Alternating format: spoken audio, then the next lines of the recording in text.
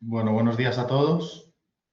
Vamos a comenzar este webinar, un webinar un poco de último minuto que hemos convocado con relación a la publicación que tuvimos ayer de la orden que define lo que es una gran empresa, una empresa de gran consumo de energía en el sector industrial.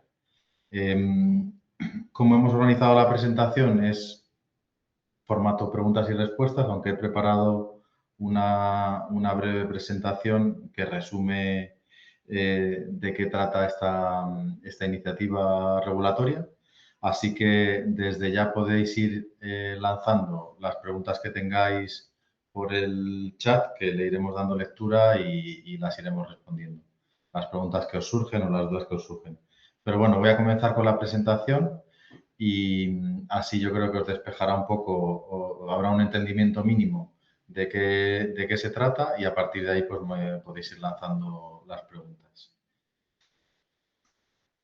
Bueno, estos son las 4 cosas que os quiero comentar. Un poco introducción a la orden, los requisitos que establece para ser considerado una empresa de gran consumo de energía, qué requisitos establece o qué condicionantes establece para que una actuación de eficiencia energética que continúe consumiendo combustibles de origen fósil pueda recibir CAEs, pueda solicitar CAEs. Y luego vamos a ver cómo afecta esta orden al proceso de solicitud de CAEs y además algunos ejemplos de tecnologías que pueden solicitar estos CAEs.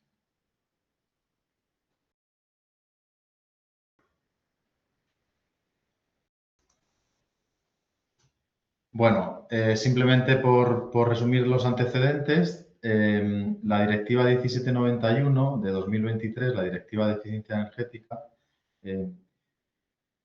eh, ya limitaba la posibilidad de solicitar cualquier tipo de ayuda y, por tanto, también de contabilizar los ahorros dentro de los ahorros que tienen que reportar los diferentes países de la Unión Europea a cualquier actuación de mejora de eficiencia energética que digamos, perpetuase el consumo de combustibles fósiles. Es decir, aquellas actuaciones que implican que se siga realizando una combustión directa de combustibles fósiles no puede ser contabilizada como ahorro energético y, por tanto, no puede recibir CAEs. Esto, por ejemplo, en la práctica impide que se subvencionen un cambio de una caldera eh,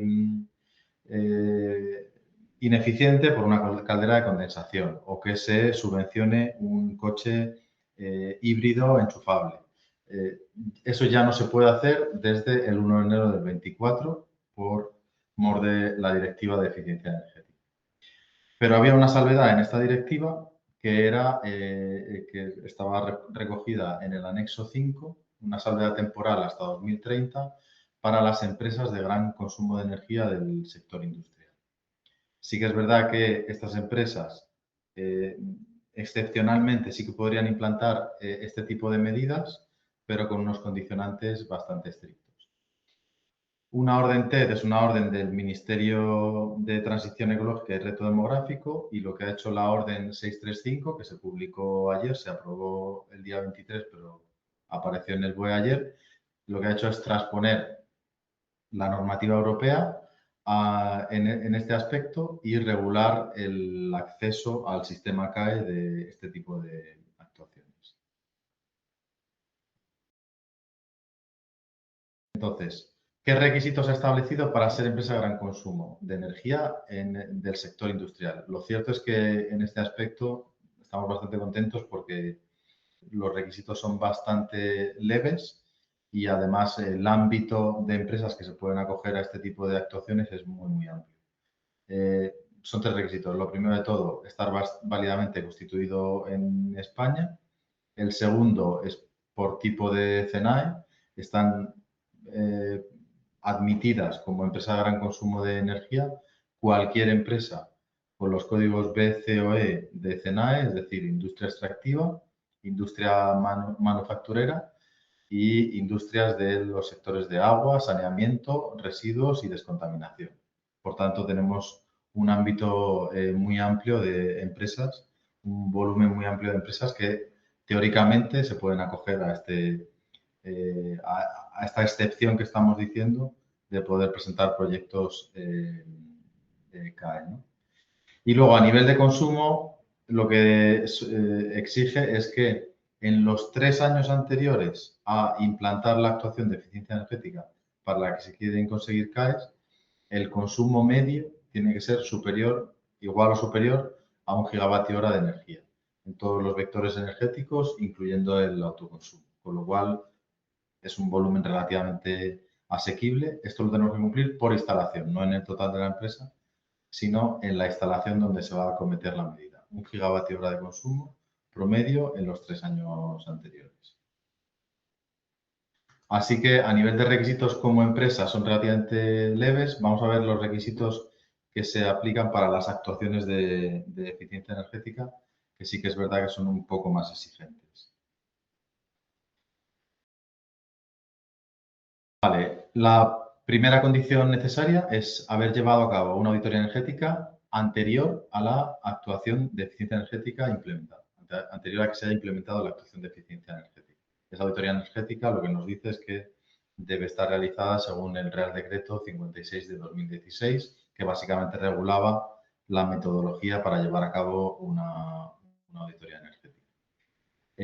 Y además, lo que nos dice es que, digamos que la auditoría energética como tal, en su día, en la que estaba regulada por el Real Decreto 56-16, sí que implementaba una metodología, pero no hacía mucho hincapié en el plan de implantación.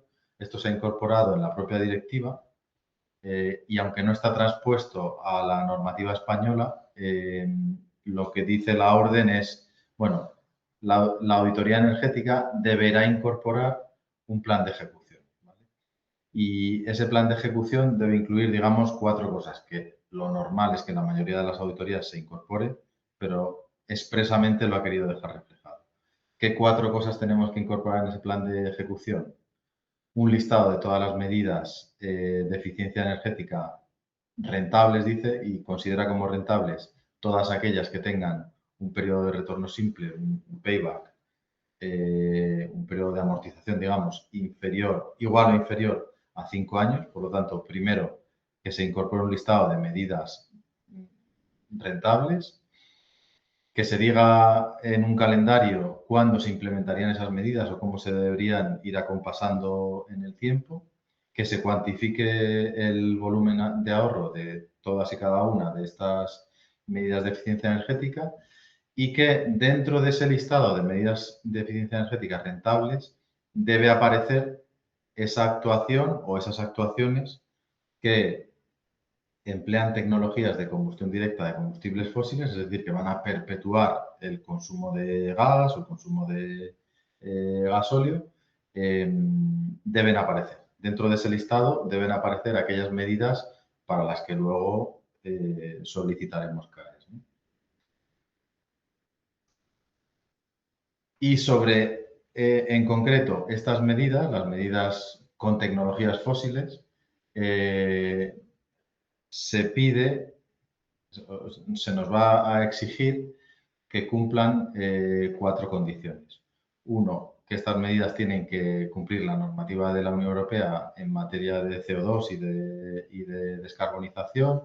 Dice que no generen bloqueo tecnológico, que sean compatibles con tecnologías neutras que se puedan implementar a futuro. Es decir, punto 1, que cumplamos la regulación. 2, la medida de eficiencia energética no puede ni incrementar el consumo ni incrementar la capacidad. Es decir, si yo tenía una caldera de 1 mega, no puedo ahora aprovechar e incrementar, aunque esté incorporando medidas de eficiencia energética, incorporar la capacidad, o sea, incrementar la capacidad de mis calderas. Tengo que demostrar que no hay una alternativa sostenible que sea técnicamente viable y, por tanto, pues tenemos que adjuntar presupuestos de otras tecnologías descarbonizadas que podríamos haber implementado para demostrar que por su coste o por los tiempos o porque no exista una tecnología no es viable implementar ese tipo de soluciones. Y luego lo que nos dice es que el ahorro tiene que ser medible y verificable, es decir, que tenemos que ser capaces de demostrar, una vez implantada la medida, que existe el ahorro, lo hemos medido y que lo hemos verificado. Vamos a ver, por último, cuál es el proceso de solicitud de CAES que se incorpora en esta orden, que básicamente nos detallan cómo lo debemos realizar, en qué orden, digamos, y qué es lo que debemos aportar. Y luego os comentaré también algunos ejemplos de tecnologías para que os podáis hacer una idea del abanico de soluciones que se abre una vez que ya tenemos traspuesto este punto de la directiva al ordenamiento jurídico español. Vale, entonces, básicamente, ¿qué sacamos de esta orden? Que medidas con tecnologías de combustión directa de combustibles fósiles pueden solicitar CAEs hasta 2030, a posteriori ya no lo podrán hacer, si se sigue este proceso que veis aquí. Ahora lo que tenemos que hacer es unos trabajos previos a implantar la medida, que sería realizar esa auditoría energética que incorpore el plan de ejecución que hemos comentado, con toda la documentación que hemos ido mencionando, todas las condicionantes que nos han puesto. Y esta auditoría energética tiene que tener fecha y firma digital, es decir, electrónica, anterior a la ejecución de la actuación. En caso de que esta auditoría energética esté firmada a posteriori, no nos valdrá. Si no está firmada, no nos valdrá. Es decir, lo que exige es que exista una auditoría energética y que esté fechada y firmada con anterioridad a haber ejecutado la actuación. Esta auditoría lo que tendrá que incluir es esa actuación que sigue generando una combustión directa de gas natural o de gasolina. Una vez que lo hayamos hecho y que contemos con esta auditoría anterior, la empresa puede hasta 2030 implantar la medida de eficiencia energética, llevar a cabo la instalación y una vez instalada y que contemos con datos suficientes, normalmente casi todas estas medidas se van a solicitar en el sistema CAE como actuaciones singulares. Tendremos que tener un periodo de mediciones de 2 meses, 3 meses, los que sean. Y para la solicitud de CAES tendremos que aportar, uno, acreditar que la empresa es de gran consumo de energía, pues su CENAE, el consumo de energía de los 3 últimos años superior a 1 giga, como hemos dicho. 2, la auditoría energética y el plan de ejecución. Y luego tendremos que hacer una declaración responsable firmada por la propia empresa de que se ha cumplido todas las condicionantes que tenía la medida, de cumplir con la legislación, que no hubiese una alternativa técnicamente viable, descarbonizada, etcétera, etcétera. Es decir, solo nos pide adjuntar la auditoría, adjuntar el plan y firmar que estamos cumpliendo con todos esos requisitos. Por lo tanto, en general, buenas noticias porque ya tenemos una regulación que nos permite poner en marcha este tipo de actuaciones y solicitar CAEs por ellas. ¿Qué ejemplos de actuaciones nos podemos encontrar? Hemos rescatado aquí algunas para que las veáis, las visualicéis. Actuaciones industriales que sí que entrarían en este ámbito. Por ejemplo, incorporar un quemador modulante digital con recuperación de humos aire. Esto lo que nos permite básicamente es precalentar el aire de combustión aprovechando los gases de escape, por ejemplo, en hornos de panificadoras o en secaderos, etcétera, con mejoras del orden del 5 o 10%. Una actuación importante, incorporar en procesos industriales de refinerías, cementeras, es decir, procesos relativamente sucios,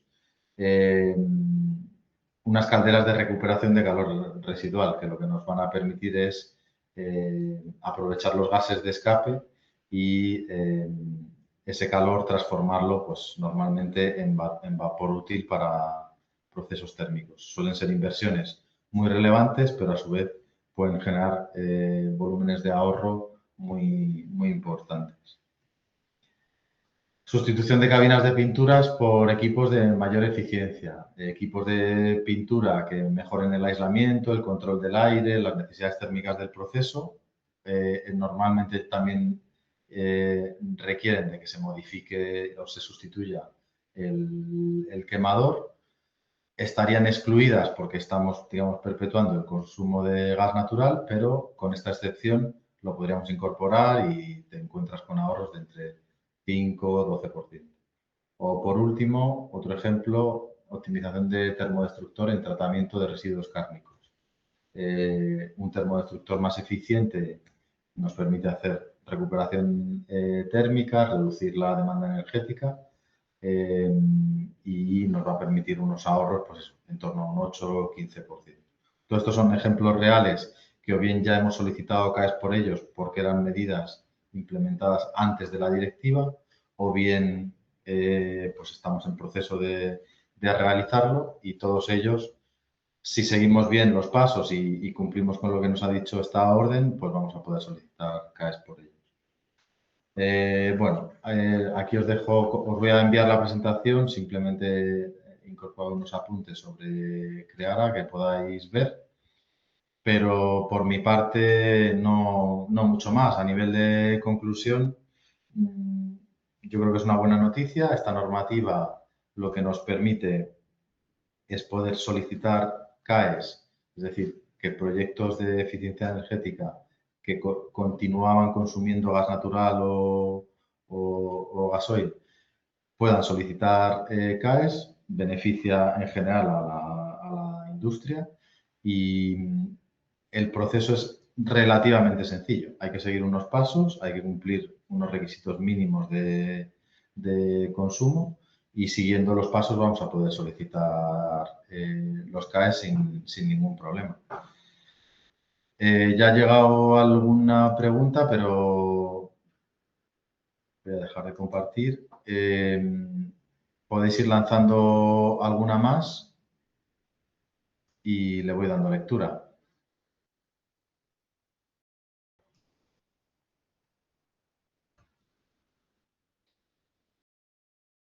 Vale, nos preguntan si en caso de no llevar a cabo auditorías energéticas, sino tener implantada una ISO 50001, como demuestro que es anterior, ¿vale?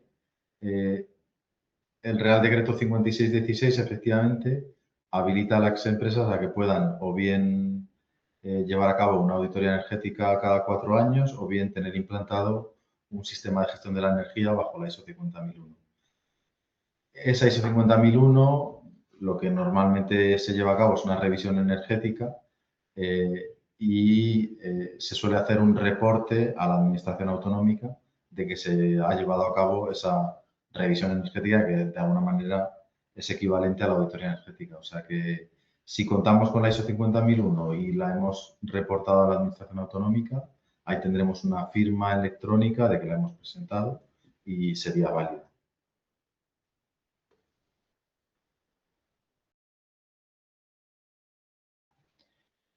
Vale, nos preguntan si ya he ejecutado la actuación, ¿puedo solicitar CAEs por ella? Bueno, el único tema que tenemos que ver es si tenemos esa auditoría energética previa que cumpla los requisitos. Ese sería un caso a evaluar.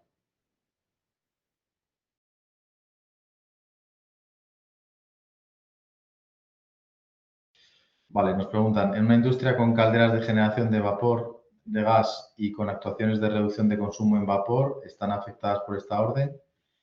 En principio sí, yo creo que sí. A ver, si la actuación lo que hace es, por ejemplo, simplemente aislar un cuerpo de una caldera o unas tuberías, no. Pero si estamos cambiando componentes de esas calderas, si estamos haciendo ya una cierta modificación que de alguna manera mejora el proceso o alarga la vida, ahí normalmente el regulador del sistema CAE lo que nos va a decir es que sí que estas medidas están afectadas por esta orden. La diferencia es mínima, el matiz es medidas, eso, que simplemente generan un ahorro o otras medidas que mejoran la eficiencia de todo el proceso.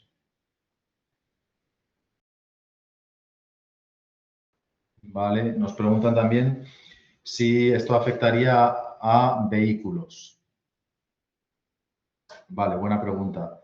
En toda la orden, lo que se entiendo que son eso, vehículos de tracción, eh, de combustibles fósiles, de un camión de gasóleo, que lo adaptemos o que adquiramos uno más eficiente.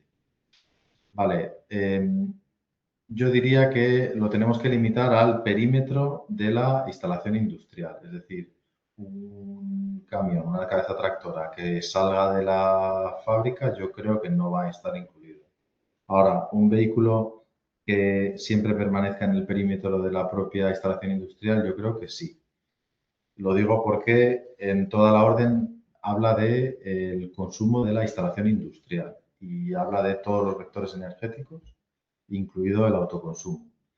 Entonces, un vehículo tiene un consumo de energía y está afecto a esa instalación industrial. Por ejemplo, en instalaciones de minería, sí que creo que los vehículos de combustión podríamos incluirlos dentro de este ámbito.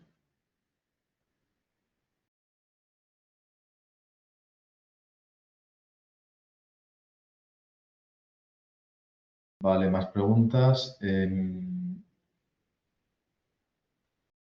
Nos preguntan si una misma empresa puede llevar a cabo la auditoría y luego ser la que solicita los CAEs.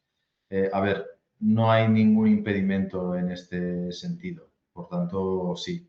Es decir, el Real Decreto 5616 de auditorías energéticas lo que dice es que la auditoría energética tiene que estar realizada, tiene que ser realizada por un técnico competente, que al final es bueno, ingeniero.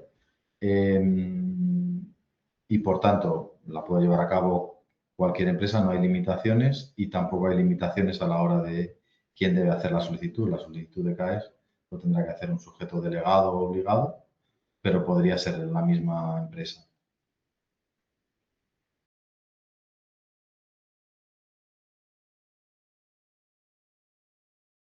Vale, nos preguntan qué ocurre si tengo una auditoría energética que no está ni firmada, ni sellada, ni la hemos registrado. Bueno, lo que tendremos que ver es si estamos a tiempo de que esa auditoría energética se registre o por lo menos tenga una firma digital y es anterior a la implantación de las medidas. Al final es verdad que eso sí que es un requisito que lo han marcado en la forma de proceder. Lo primero es llevar a cabo una auditoría energética donde aparezca esa medida de eficiencia energética y lo siguiente es ejecutar la medida.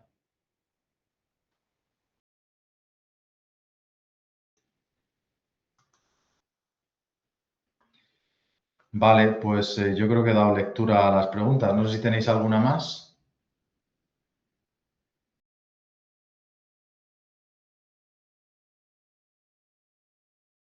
¿No parece? Pues nada, muchísimas gracias a todos los que os habéis conectado. Os lo dicho, os compartiremos esta presentación y os vemos en próximos webinars. Por mi parte, un saludo y buen fin de semana a todos.